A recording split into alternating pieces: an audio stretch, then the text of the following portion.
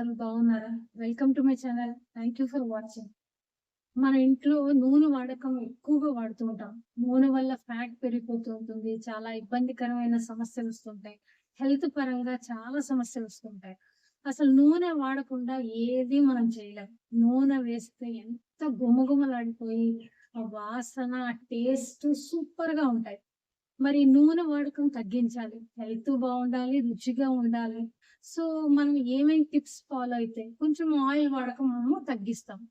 Oil వాడడం వల్ల ఎన్నో ప్రమాదాలు, ఎన్నో అన్‌హెల్తీ వస్తుంటాయి గదండీ! సో, రోజు మా ఇంట్లో అయితే మేము ముగ్గురుంటే 1 ½ లీటర్స్ లేదా ఇద్దరుంటే 1 లీటర్. సో, సాధ్యమైనంత వరకు ఈ ఫ్రైస్ అవి అవాయిడ్ చేస్తాము. సో, సాధ్యమైనంతకు తగ్గించాలి. సో, ఎలా తగ్గించొచ్చు అనేది ఈరోజు నాకు తెలిసిన కొన్ని టిప్స్ మీతో షేర్ చేసుకోవాలనుకుంటాను. అంతకన్నా ముందర మీకు కనుక మన ఛానల్ నచ్చినట్టయితే తప్పకుండా లైక్ చేయండి, షేర్ చేయండి, సబ్స్క్రైబ్ చేసుకోవడం మర్చిపోకండి. ఫస్ట్ ఫ్రైస్ చేయలేనిదే మనం ఉండలేము, తినకుండా అసలు ఉండలేము.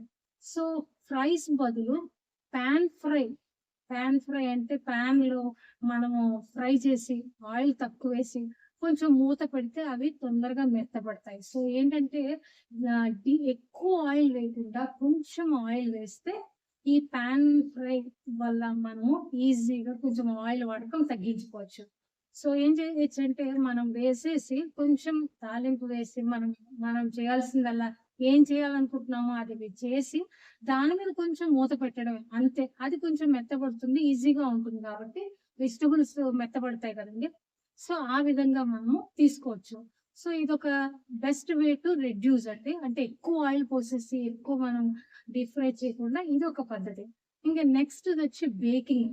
మీరెప్పుడైనా మనము ఏదైనా ఎక్కువ ఆయిల్ చేయాల్సొచ్చినప్పుడు ముందుగా కొంచెం మనం బేక్ చేసి దాని తర్వాత మనం డీప్ ఫ్రై చేయాలన్నా, ఏం చేయాలన్నా కొంచెం ఈజీగా తొందరగా చేయొచ్చు. ప్లస్ తక్కువగా ఆయిల్ కూడా చేయొచ్చు. తక్కువ ఆయిల్ వేసి చేయొచ్చు.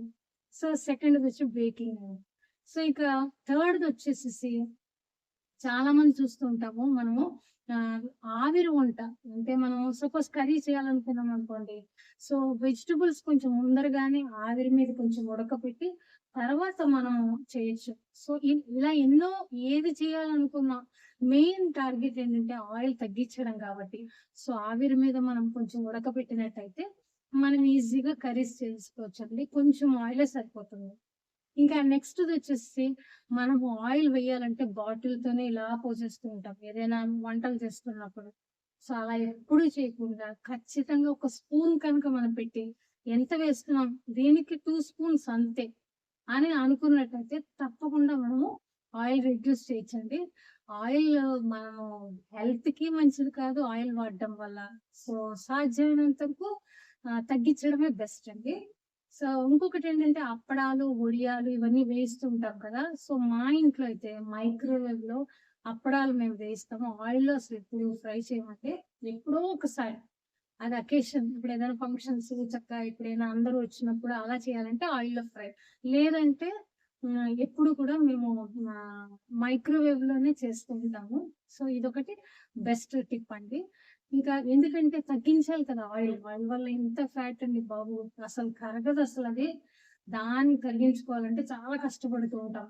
ఫ్యాట్ అక్యుములేట్ అయిపోతూ ఉంటుంది. సో, సాధ్యమైనంత వరకు ఆయిల్ తగ్గిస్తూ ఉండడమే మంచిదండి.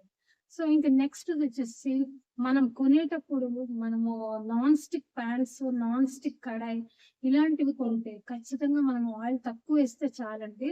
సో, మనం కర్రీస్ చేసినా, ఏం చేసుకున్నా సపోజ్ టిఫిన్స్ ఏం చేసినా కూడా ఖచ్చితంగా మనము దాన్నేమంటారు ఆయిల్ ఒక 2 స్పూన్స్, 5 స్పూన్స్, 6 స్పూన్స్ వేయాల్సినప్పుడు ఒక 2 స్పూన్స్ వేస్తే చాలు.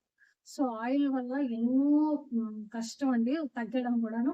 హెల్తీగా ఉండాలంటే ఈ చిన్న చిన్న టిప్స్ ఇంట్లో కనుక మనం వాడితే ఖచ్చితంగా మనము ఆయిల్ వాడకం తగ్గించిన వాళ్ళం అవుతాము. ఎక్కువ క తీసేసుకోకుండా తగ్గించడం అనేది వాడతామండి. సింపుల్‌గా ఇంట్లో వాడే టిప్స్ నేను మీతో షేర్ చేసుకున్నాను. మీకెలా అనిపించిందో తప్పకుండా కామెంట్ సెక్షన్‌లో రాయండి. మీలో ఎంతమంది మంత్లీ ఎన్ని లీటర్స్ కొంటున్నారు? ఎంత వాడుతున్నారు? ఒక్కసారి మీరు మీ మీ దాని మీద ఒకసారి దృష్టి పెట్టండి. సో, ఈ చిన్న వీడియో చేశానండి. మీ అందరికి నచ్చితే లైక్ చేయండి, షేర్ చేయండి, సబ్స్క్రైబ్ చేయడం మర్చిపోద్దు. మళ్ళీ మండే మీతో కలుస్తాను. అంతవరకు బాయ్ అండి.